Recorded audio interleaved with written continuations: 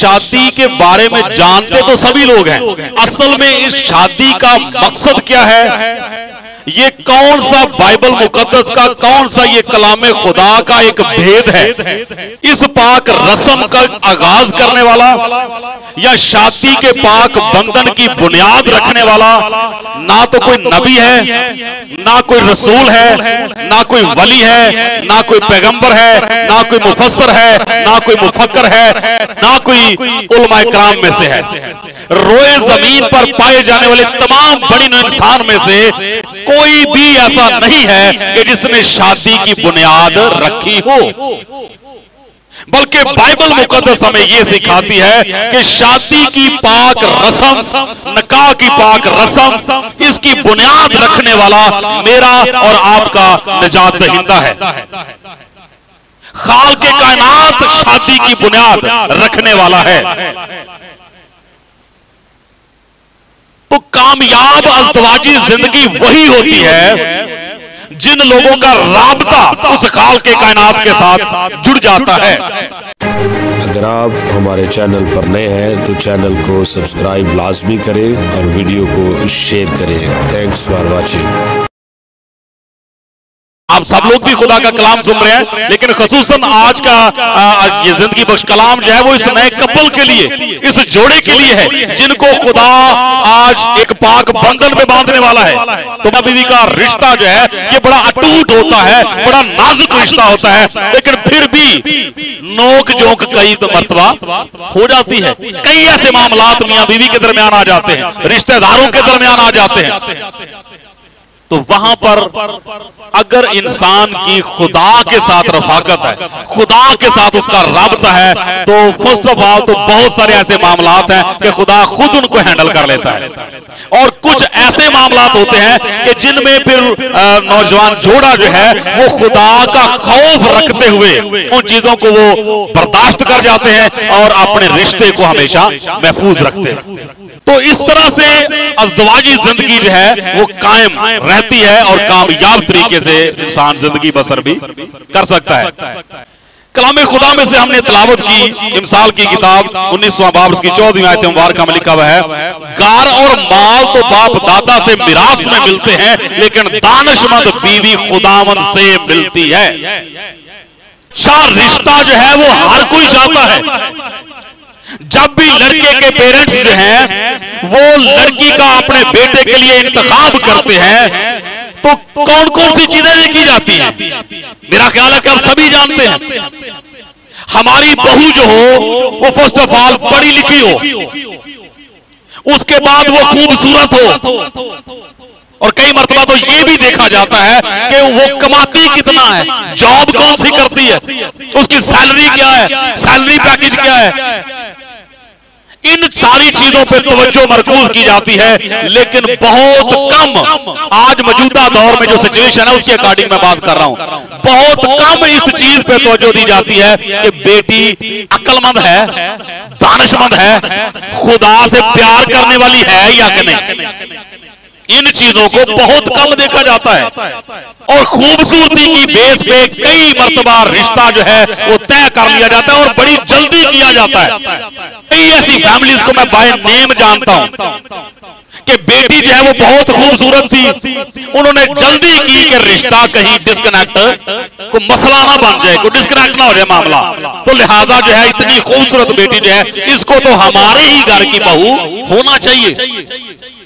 बाकी मामलात को उन्होंने नहीं देखा कि फैमिली कैसी है, फैमिली की बैकग्राउंड कैसी है, बेटी का बैकग्राउंड कैसा है या फैमिली का बैकग्राउंड कैसा है। इन चीजों पे तो जो सिर्फ खूबसूरती की बेस पे, और उसके बाद वो ज्यादा देर तक काम चल नहीं सका। दानिशमंद बीवी जो है इसकी खसूसियात बाइबल मुकद्दस बताती है।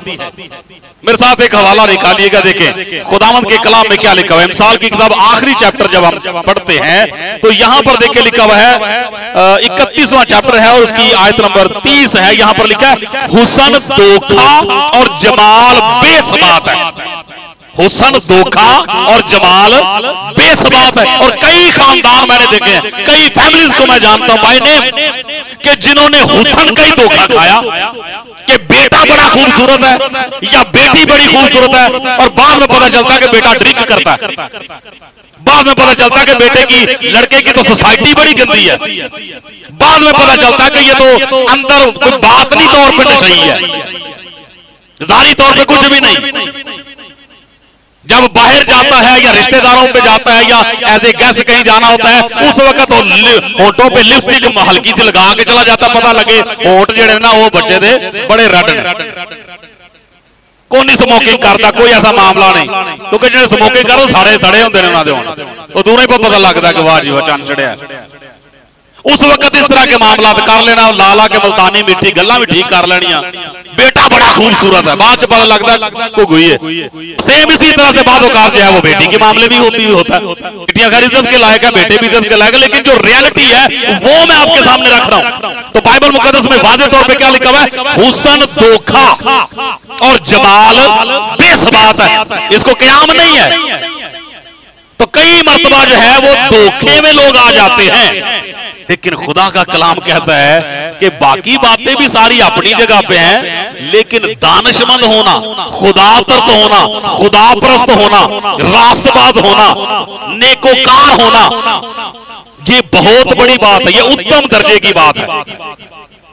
और कई मर्तबा जिस तरह के मैं पहली चीजों का जिक्र कर चुका हूं, उन सारी चीजों को मद्देनजर रखते हुए जो है वो तय कर लिया जाता है, रिश्ता शादी हो जाती है, मामला क्लियर हो जाते हैं। उसके बाद जो है वो क्या होता है, यहां पर देखें इमसाल की किताब 21वां चैप्टर जब पढ़ते हैं तो 9वीं आयत मुबारक में लिखा हुआ है, घर की छत पर एक कोने में रहना, घर की छत पर एक कोने में रहना झगड़ालू बीवी के साथ कुशादा घर में रहने से बेहतर है। ये भी मामला चल जाते हैं, बाद में पता चलता है जदों दी आई है ना सस नूं ते उन्हें गुठे ला छड़िया। कई ऐसी फैमिलीज में विजिट करते हैं, लोग करते हैं बातें, पादी साहब जदों ते आए ने साडा ते इस कुड़ी ने जीना हराम कर छड़िया। तो खुदा सबको हिदायत दे। बात मैं ये इसलिए सिर्फ कर रहा हूं कि जो कलामे खुदा में आज हमने मरकजी तलावत की है कि दानिशमंद बीवी जो है ये किसकी तरफ से मिलती है? खुदा की तरफ से मिलती है। इमसाल की किताब आखिरी चैप्टर है, 31वां बाब है और उसकी 10वीं आयत मुबारका को पढ़ते हैं तो लिखा हुआ है, नेकोकार बीवी किसको मिलती है? क्योंकि उसकी कदर मुरजान से भी बहुत ज्यादा है।